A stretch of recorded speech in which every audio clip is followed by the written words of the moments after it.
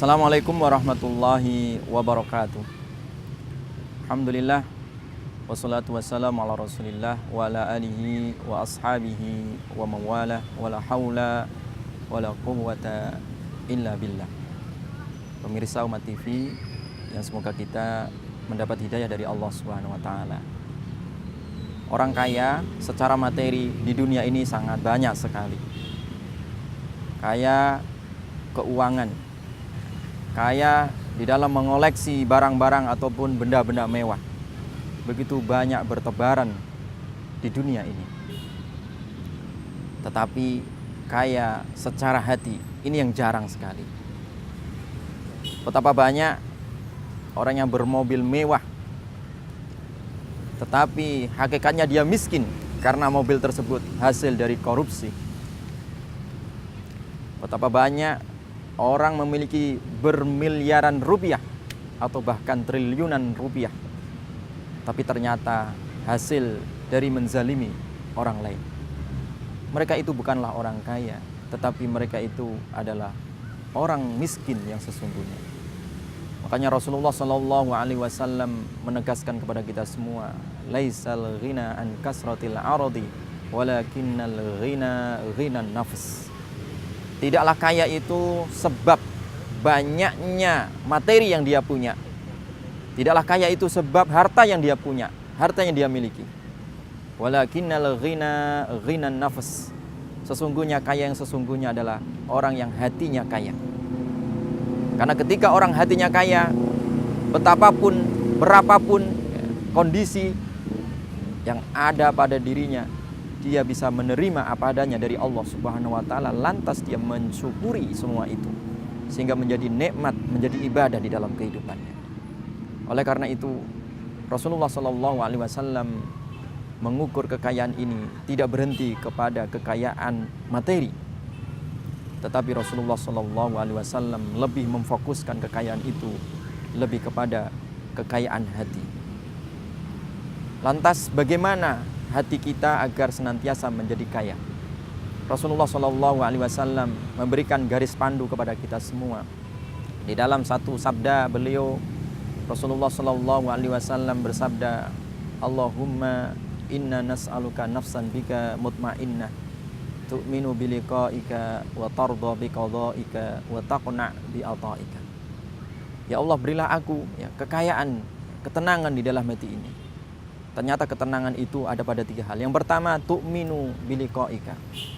Orang kaya itu, orang yang tenang jiwanya itu, orang yang besar hatinya itu ketika dia senantiasa tu'minu biliqa'ika.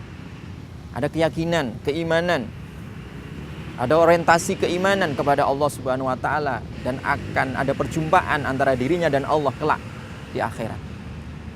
Ketika orang itu merasakan keimanan kepada Allah, merasakan satu keyakinan kelak dia akan berjumpa kepada Allah Subhanahu wa taala, tentu dia akan menyiapkan bekal-bekal pertanggungjawaban yang akan dilaporkan kepada Allah Subhanahu wa taala kelak nanti. Tentu dia akan memiliki banyak bekal di situ. Disitulah dia akan kaya.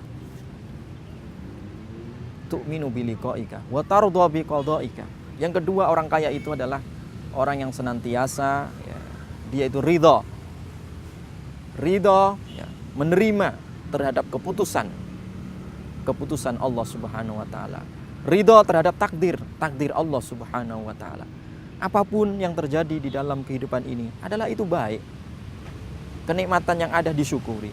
Musibah yang ada dia terima sebagai ujian dan sabar di situ. Karena Rasulullah SAW mengatakan bahwasanya ajaban li amri mu'min. Sangat menakjubkan urusan orang mukmin itu, ketika dia mendapatkan kenikmatan dia bersyukur, ketika dia mendapatkan musibah sabar, dia akan bersabar. Itulah mukmin hakiki. Dan itulah mukmin yang kuat. Al mu'minu al qawiyyu ahabbu. Dicintai orang mukmin yang kuat. Orang mukmin yang kuat itu lebih dicintai oleh Allah Subhanahu wa taala daripada orang-orang yang lemah. Ternyata orang mukmin yang kuat tadi itu adalah orang yang bisa menerima, orang yang bisa menerima daripada ketentuan takdir Allah Subhanahu wa taala. Oleh karena itu, ya, ketika orang itu adalah ridho terhadap takdir, ketentuan Allah, dia adalah orang kaya. Dia adalah orang kaya. Dan yang terakhir adalah orang yang kaya itu adalah selain tu'minu biliqa'ika wa tardha biqada'ika. Yang terakhir adalah wa taqna bi ata'ika. Qanaah. Ya. Qanaah terhadap pemberian Allah Subhanahu wa taala. Karena qanaah itu artinya kita merasa, ya, apa yang diberikan Allah kepada kita semua itu adalah sebagai nikmat dari Allah. Kita terima, kita syukuri. Tidak perlu kita rakus terhadap rezeki orang lain. Tidak perlu kita ambisius, ya, terhadap apa yang bukan milik kita, sehingga kita tidak menzalimi orang lain. Makanya Nabi SAW memerintahkan kepada kita agar senantiasa qanaah. Zuhudlah di dunia. Izhad fi dunya yuhibbukallah washad fima indan nas yuhibbukan nas. Zuhudlah kalian dalam urusan dunia ini. Artinya, ya, terima apa yang ada di tangan kalian ini, ya. Jangan jadikan, ya, apa yang ada di tangan kalian itu, ya, sebagai hal yang justru membuat kalian itu rusak.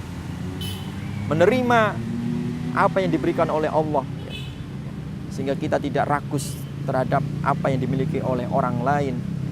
Itulah hakikatnya kita akan menjadi orang yang qanaah di situ.